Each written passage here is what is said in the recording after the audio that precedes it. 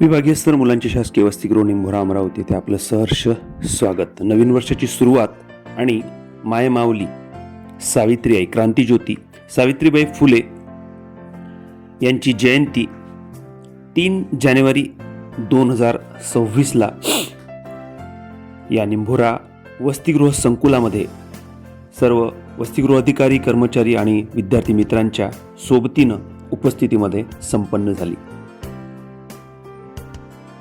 सावित्रीबाई महिलांसाठी, स्त्रियांसाठी, बहुजनांसाठी शिक्षणाचं एक संपूर्ण माहेरघर सुरू करण्यामागे आणि सामाजिक, सांस्कृतिक आणि शैक्षणिक प्रगतीसाठी संघर्ष करणाऱ्या महिलांमध्ये सावित्रीबाई फुले या मायमाऊलीचा सिंहाचा वाटा आहे.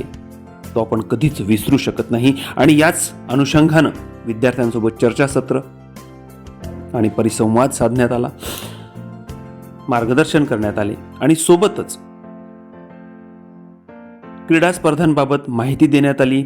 आर्ट आणि कल्चर क्लब आपण त्या माध्यमातून सुरू करतोय, त्याचं ओपनिंग बॅनर सुद्धा यावेळी करण्यात आलं. सांगण्याची तशी गरज नाही, ते अधोरेखांकित आहे वर्ल्ड वाईड.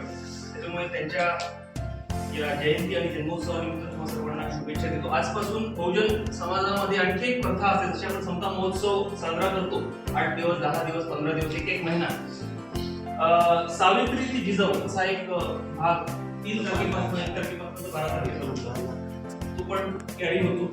आणि तो महाराष्ट्रातच नव्हे तर झारखंडच्या छत्तीसगड, जिथे जिथे हा इन्फ्लुएन्स आहे. आणि मला हॉल दिसत आहे, इथे आधी डॉगी बसायचे, सुशी करायचे, सगळं घाण राहायचे.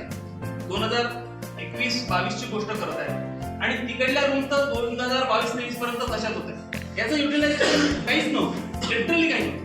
मग ई लायब्ररीसाठी, अभ्यासिकेसाठी आम्ही कंटिन्युअस फॉलोअप घेतला की म्हटलं या पोरं येतात, जेवतात, कॉलेजला जातात, झोपतात, मोबाईल बघतात, काय लाईफ आहे काय. याचा अर्थ हा की हा ट्रेंड जेव्हा आपण कोविड नंतर, हे कोविड मधून या वसतिगृहाला बाहेर काढण्यापासून तर तुमचं 800 निर्वाह भत्त्याचं 1500 करेपर्यंत हे इथे जे कर्मचारी आहे त्यांचं खूप मोठं योगदान आहे. हे गोष्ट लक्षात ठेवा. आम्ही कंटिन्युअसली पत्रव्यवहार करतो. समज आणि अंडरस्टँडिंग ही विचारांमधून येते. विचार हे चांगल्या शिक्षण आणि संस्कारांमधून बनतात आणि त्यामुळे मग आत्मविश्वास वाढतो आणि इतर आपल्या व्यक्तिमत्व विकासाच्या गोष्टीसुद्धा घडतात. वसतिगृहातील विद्यार्थ्यांना यशस्वी आणि आनंदी जीवनाची प्रेरणा सदैव मिळत राहो हीच सदिच्छा व्यक्त करतो. धन्यवाद.